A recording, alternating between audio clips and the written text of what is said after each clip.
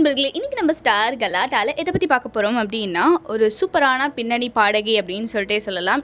உமாரமணன் அப்படின்னு சொல்லக்கூடிய இவங்க வந்து இன்னைக்கு இறந்துருக்காங்க. ஸோ திரையுலகம் எல்லாருமே வந்துட்டு இவங்களுக்கு அஞ்சலி செலுத்திட்டு வராங்க.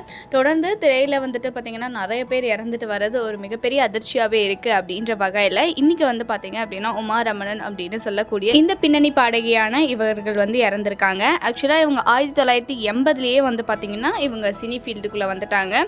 நிறைய மியூசிக் டைரக்டர்ஸ் கூட சேர்ந்து இவங்க பாட்டெல்லாமே பாடியிருக்காங்க. இவங்களுடைய வாய்ஸ் அப்படிங்கிறது ரொம்பவே தனித்துவமாகவும் ரொம்பவே அழகாகவும் இருக்கும். அப்படிங்கிறதுனால இவங்களுடைய பாட்டுக்குன்னு சொல்லிட்டு தனி செட் ஆஃப் ஃபேன்ஸ் குரூப்பே இருக்காங்க.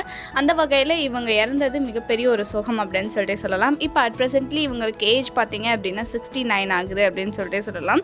தென் இவங்க வந்துட்டு பார்த்தீங்க அப்படின்னா 6000க்கும் மேற்பட்ட மேடையிலலாம் இவங்களுடைய பாட்டை வந்து பாடியிருக்காங்க அப்படின்னு சொல்லிட்டு சொல்லலாங்க. ஆக்சுவலாக 2000லேயே இவங்க வந்து சினியை விட்டு விலகிட்டாங்க. இவங்க சினியிலலாம் பாட்டு பாடுறதை வந்து நிறுத்திட்டாங்க.